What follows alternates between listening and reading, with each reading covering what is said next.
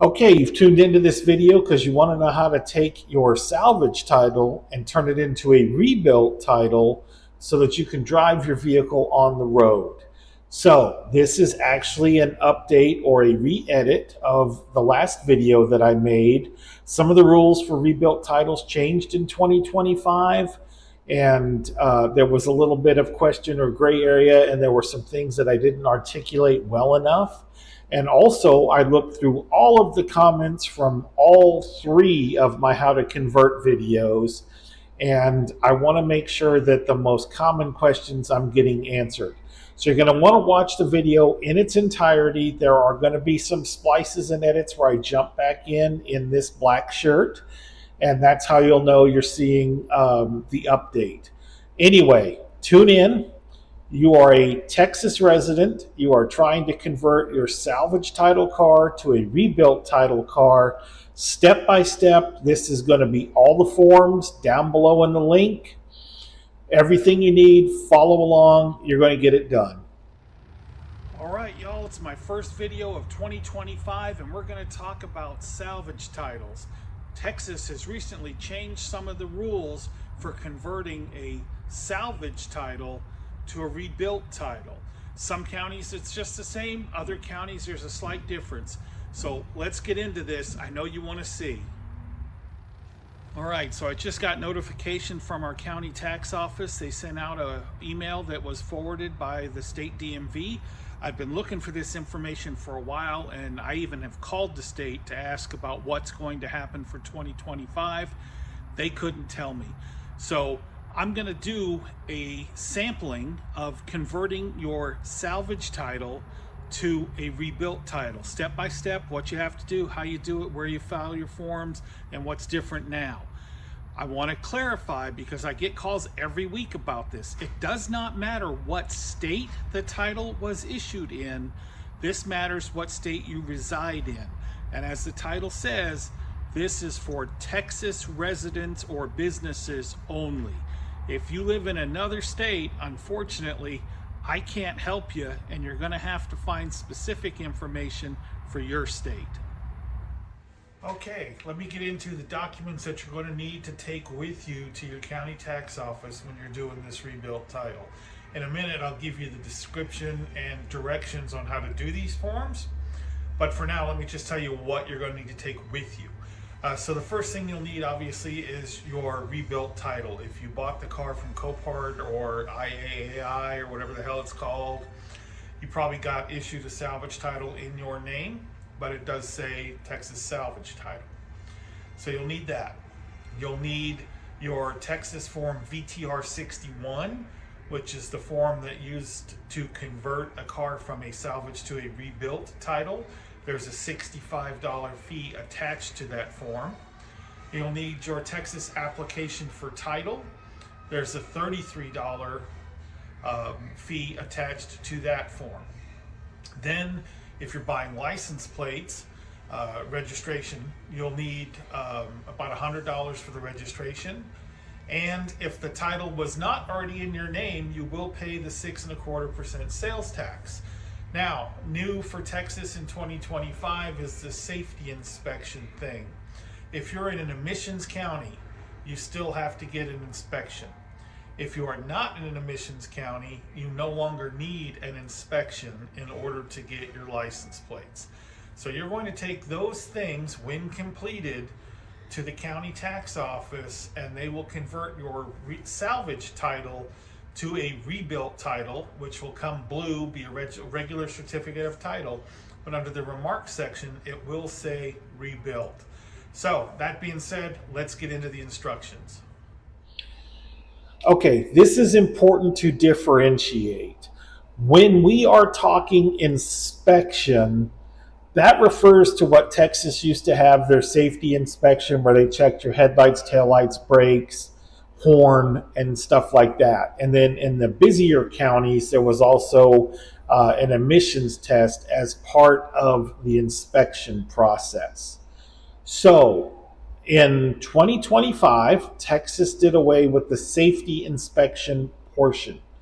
If you're in one of the, I think it's 14 or 17 counties that still have an emissions test, that is a separate issue. When we're talking about, people often leave comments or email me and say, do I need an inspection? So inspection never pertained to, did you do your repairs properly? Inspection was never about, you take it to a different place, they're going to put it up on their lift, they're going to make sure you tightened all your bolts. That doesn't exist. That's not a thing. All it means when we're talking inspection is if you are in an emissions county, you need an emissions test, which is easier to say emissions test than emissions inspection. You need an emissions test if you want to register the car on the road. Okay? If you are in a county that is not doing emissions tests, there is literally no inspection of your work whatsoever, which is the most messed up thing in the world, that any old schmuck can fix a car in his backyard, no inspection process, and it's going to get put on the road. Messed up, but that's what we mean when we're talking inspection. Before we get too deep into this, let me remind everybody that this is for Texas residents only. It doesn't matter what state the title is salvaged in. What matters is the state that you live in. So that being said, let's get after this. So if you look at this form, VTR 61, this is what you start on to convert your form. So the first section, vehicle/owner information. That's your VIN number, the year, the make, model, body style, goes on the top line. And the bottom line is the first name or entity name, first, middle, last. So for my company, we are a licensed auto dealer. So we always put Buxton Luxury Auto Sales LLC as our company name. If you're doing this one on your own, you're Fred Johnson, you're just going to put in Fred Johnson. Now, that's section 1, vehicle owner information. Next section now, details of the work performed. Now, first it wants to know who the rebuilder is. If you took it to a shop and had the work done, that's the name of the shop that you did. If you did it all yourself, that is your name and address. So you're going to see that that will play into things here in a second when it comes time to do signatures. The next section is work performed, and it wants this filled out by the shop personnel or the person that did the work. So you would say replaced right front fender, hood, bumper, replaced tail light, replaced control arm, and bushings. That would be what you would write in that section for work performed. Okay? Now, below that is rebuilder certification. Let me remind everybody that signing documents that are issued by the state when it's not factual is a felony. So you're going to sign, let me just read it to you.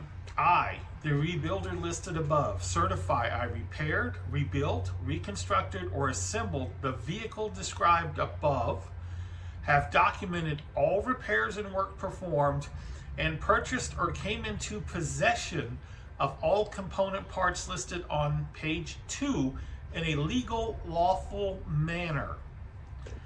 What they're saying is you're not running a chop shop and you're fixing stuff.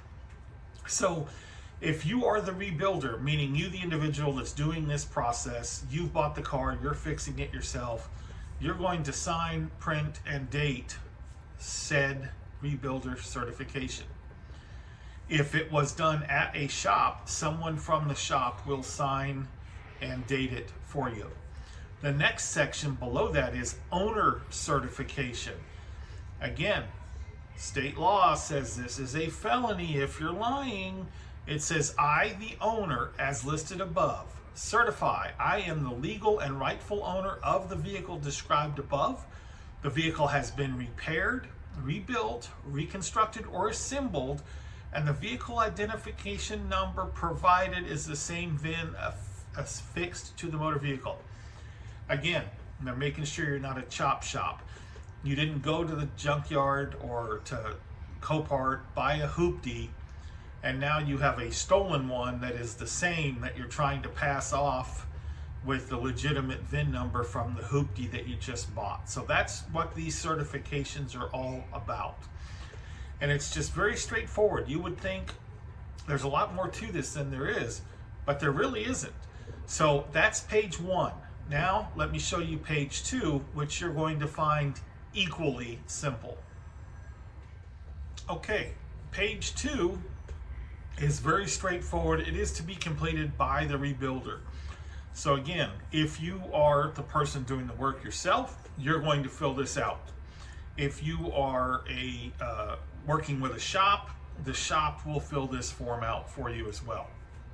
So, rebuilt vehicle statement. The sections must be completed by the builder if the vehicle has been repaired, rebuilt, reconstructed, or assembled with any of the listed component parts. So if you had to replace the engine, the frame, or the body, you're going to mark that down. And then it wants to know origin of the part. So I bought it from ABC Junkyard. Here's my receipt. Here's ABC's address, whatnot. Next thing, component parts other. And that would be like transmission, hood, fenders, bumpers, quarter panels, truck bed boxes, cab of the truck. And it wants to know where they came from. And it wants to know, it wants an invoice if you have one.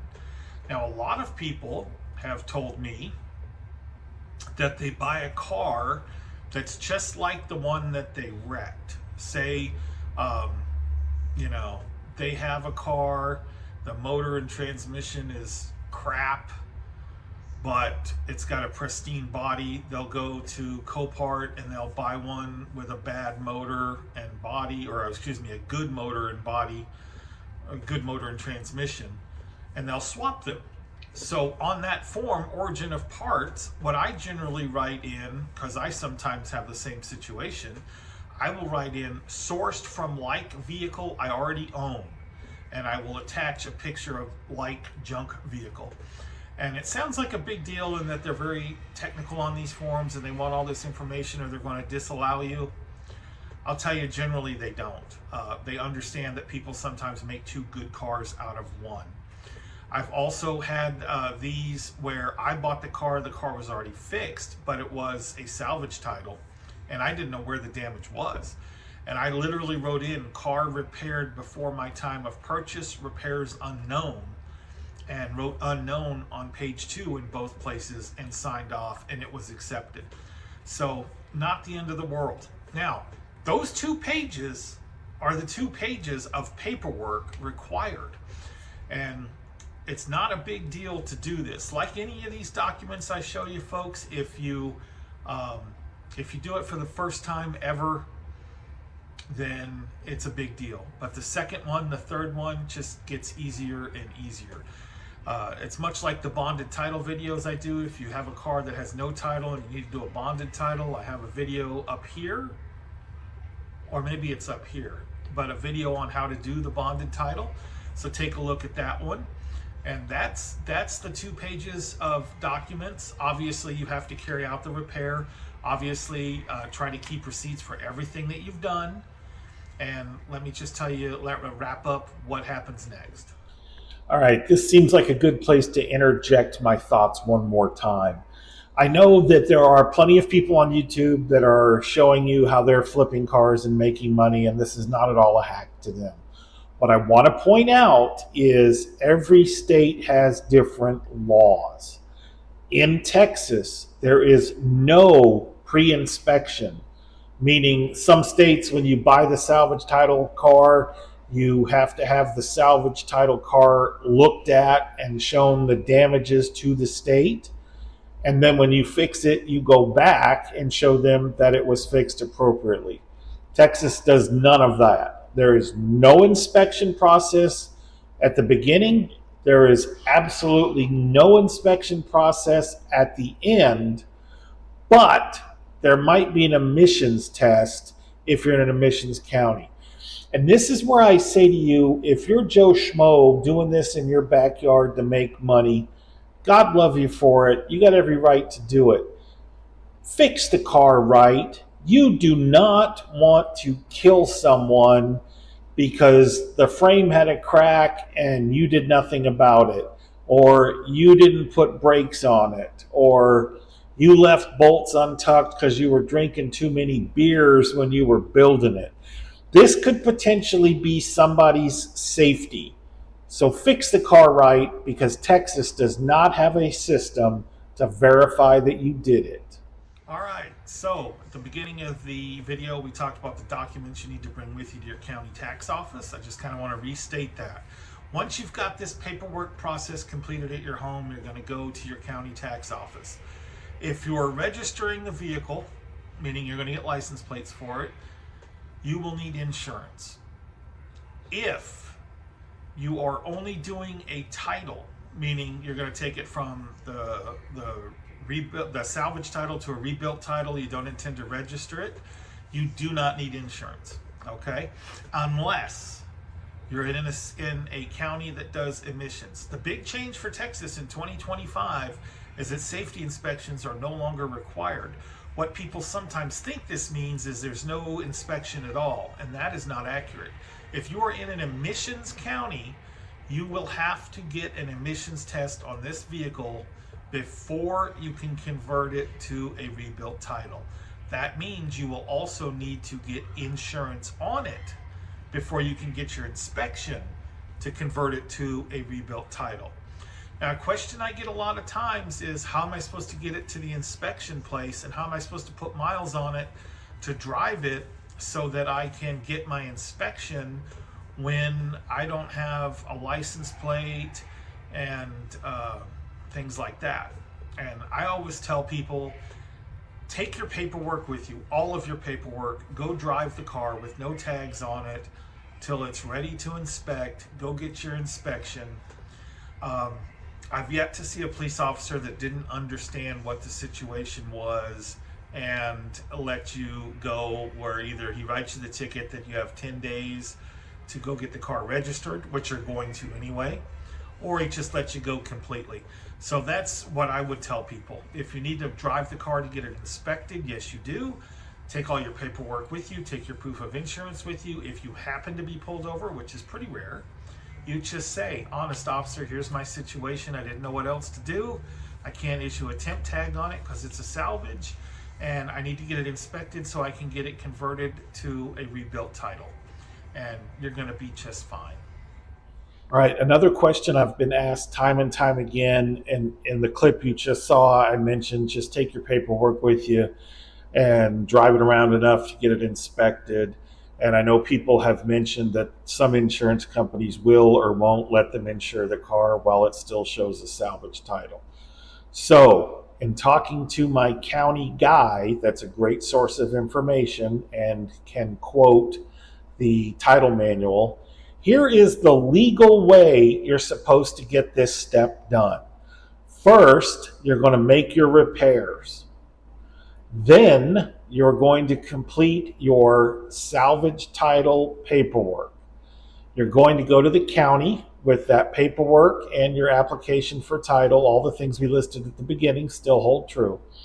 You're going to mark title only on your title application, and they're going to process that into a rebuilt title. Once that paperwork has been processed, any insurance company will give you liability insurance. So you will then go and get insurance. Once you have your insurance, you can go back to your county tax assessor and pay for a 30-day tag. As the laws have changed and there's no paper tags anymore, now you physically have to walk into a county tax office with proof of insurance, and they will issue a hard plate that is a 30-day tag. You are now driving legally. So you will drive around enough to get the miles on your car to get it inspected. When I say inspected, let me back up, to get an emissions test. Once you have your emissions certificate, you will then go back to your county tax office with your emissions certificate and pay your $100 for a registration, and they will issue you hard tags at that point. So that is the way to do it. That's 100% legal. Does require a little more legwork. Yes, you're paying for a 30-day tag and then turning around and going to go buy your registration for $100. But the legal way to do it is what I just explained. All right. The next thing people want to know is, what is all this going to cost me? Well, I can't tell you what your repairs are going to cost because I don't know about your vehicle. But I can tell you what the paperwork processing costs, and that's pretty straightforward and simple. So when you get to your county tax office with the documents that I mentioned, you're going to pay a $33 title application fee. That's to get your new title that says rebuilt and you can put the car on the road.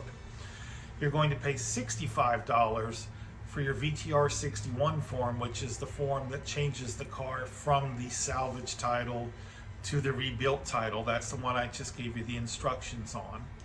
Then you're going to pay about $100, it varies a little bit by county, for new license plates and registration on your vehicle if you are getting registration and license plates.